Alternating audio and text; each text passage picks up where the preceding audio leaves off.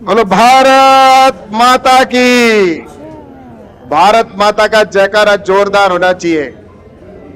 सभी दोनों मुट्ठी भींच कर ऊपर हाथ करके जोर से बोलेंगे भारत माता की, भारत माता की। धन्यवाद। सम्मानित मंच एवं उपस्थित सभी भाइयों और बहनों, आज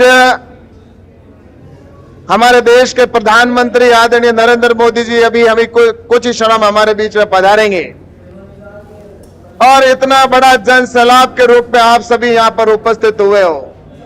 निश्चित रूप से मैं कह सकता हूं कि आप सब प्रधानमंत्री नरेंद्र मोदी जी का स्वागत इसलिए करने आए हैं कि प्रधानमंत्री नरेंद्र मोदी जी के जो पिछले 9 साल के अंदर जो देश के लिए जो काम किया, वो काम भूतो न भविष्यते।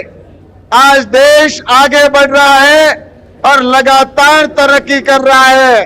प्रधानमंत्री नरेंद्र मोदी जी उन लोगों के सपने पूरे कर रहे हैं जिन्होंने देश की आजादी के लिए बलिदान दिया था। उन लोगों ने जिन्होंने सपना देखा था कि मेरा भारत आने वाले समय में विकसित होगा, भारत विश्व का नेतृत्व करेगा, विश्व गुरु बनेगा, भारत आर्थिक दृष्टि से मजबूत देश बनेगा। लेकिन इस देश के अंदर जिन लोगों ने शासन किया, उन लोगों ने 60-65 साल जिन्होंने हुकूमत की, उन्होंने ना तो जनता के गरीब जनता की ओर देखा, ना उन्होंने गरीब किसान की ओर देखा, ना गांव की तरफ देखा। उन्होंने तो सिर्फ अपनी तिजोरियां भरने का काम किया। देश के अंदर ऐसी योजनाएं बनाई जिनका उद्देश्य सिर्फ एक ही था कि पहले हमारे कैसे तिजोरी भरी जाए। इस तरह से देश के अंदर उन लोगों ने शासन किया। देश के बाद उसके बाद कुछ समय बाद लगे। इस तरह से किसानों के लिए देखा जाए तो आज 10,000 एफपीओ हो, चाहे एग्रीकल्चर इंफ्रास्ट्रक्चर फंड के माध्यम से 1 लाख करोड़ रुपए देकर गांव में इंफ्रास्ट्रक्चर लगाने का काम किया जा रहा है।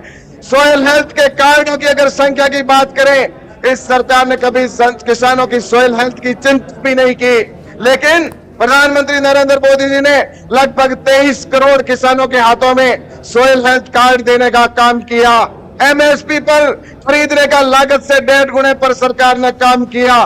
जहां लागत एमएसपी की अगर मैं बात करूं कि स्वामीनाथन आयोग की सिफारिश के अंदर, ये हम सब जानते थे, हमने नारे भी लगाए, जनता ने कहा कि स्वामीनाथन आयोग की सिफारिश को लागू करो। मुझे कहते हुए बड़ी प्रसन्नता है कि स्वामीनाथन आयोग की सिफारिश की 202 रिकमेंडेशन थी, वो पूरी की पूरी स्वीकृत की गई। स्वामीनाथन आयोग की सिफारिश को लागू किया। लेकिन एमएसपी का विषय था, जब स्वामीनाथन जी ने वो रिपोर्ट प्रस्तुत की थी, वो स्वामीनाथन आयोग की सिफारिश के अंदर वो लागत से 1.5 गुना करने का जो निर्णय था, उस लागत से 1.5 गुना करने का निर्णय को, उस रिकमेंडेशन को उन लोगों ने उस समय अंतर मंत्रालय की कमेटी बनाकर यूपीए की सरकार में खारिज करने का काम किया था कि किसानों को लागत से 1.5 गुना पैसा देने की कोई आवश्यकता नहीं है। लेकिन मुझे बहुत कहते हुए खुशी हो रही है कि प्रधानमंत्री जी ने उस स्वामीनाथन आयोग की सिफारिश को लागू करते हुए और लागत से 1.5 गुने पर एमएसपी पर किसानों को देने का काम किया जा रहा है। आज रिकॉर्ड खरीद की जा रही है। आज उत्पादन की दृष्टि से देखा जाए तो लगातार किसानों के उत्पादन में वृद्धि हो रही है। आज किसानों की बात करते हैं तो जहां पर पहले जो उत्पादन होता था 265 मिलियन टन होता था, वह आज 336 मिलियन टन होने लगा है। आज लगातार खरीद भी लगातार वृद्धि हो रही है। मुझे कहते हुए खुशी है कि जहां पर दूसरे उत्पादनों में दुगना की दर से दुगना खरीद करने का काम किया, वहीं पर दलहन और तिलहन में लगभग 100 गुना वृद्धि की गई है खरीद के अंदर। इस तरह से देश के अंदर नई टेक्नोलॉजी लाना हो, ड्रोन टेक्नोलॉजी हो, तो इस तरह से लगातार प्रयास किए जा रहे हैं। ऐसे मैं गिनती करूं तो कितनी गिनती करके बता सकता हूं। ये मोदी जी के 9 साल के अचीवमेंट सिर्फ कृषि के अंदर ही सुबह से शाम हो जाए इतने काम हुए। लेकिन मैं आपसे कहना चाहता हूं कि राजस्थान के अंदर जो जनता के साथ में राजस्थान की जनता ने, सरकार ने किसानों के साथ जो धोखा किया है, वो कभी किसान माफ नहीं करेंगे। मैं आपसे कहना चाहता हूं कि आज जिस तरह से प्रधानमंत्री जी ने मिलेट्स ईयर प्रारंभ किया। श्री अन्न के रूप में सब जगह जिस तरह किसानों को देने का काम किया जा रहा है कि श्री अन्न के माध्यम से देश के छोटे किसानों को लाभ होगा, बाजरा, ज्वार, रागी। लेकिन यही राजस्थान की सरकार जहां पर बाजरे को प्रमोट करने का भारत सरकार काम कर रही है, लेकिन राजस्थान की सरकार के सामने किसान और भारतीय जनता पार्टी बार बार कहती रही कि एमएसपी पर बाजरे को खरीद की जाए, लेकिन इन लोगों ने बाजरे की खरीद एमएसपी पर नहीं करने के लिए भारत सरकार को चिट्ठी भी नहीं लिखी। और इसके साथ ही मैं आपसे यह भी कहूं कि उन्होंने किसानों से कहा था कि हम किसानों का संपूर्ण कर्जा माफ करेंगे, लेकिन उन्होंने किसानों का संपूर्ण कर्जा माफ करने का जो वादा था वो भी पूरा नहीं किया।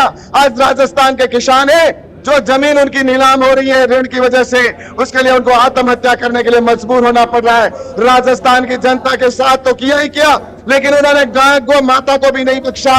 जिस तरह से लंपी की बीमारी आई और उस लंपी की बीमारी के अंदर आज यहाँ पर लाखों गाय मर गई। भारत सरकार ने सारी वैक्सीनेशन की व्यवस्था की, पैसा फंडिंग राजस्थान सरकार को दे दिया, लेकिन उसके बावजूद भी वो सिर्फ केंद्र के ऊपर थोपते रहे और उसकी वजह से यहाँ पर लाखों गायें मर गई।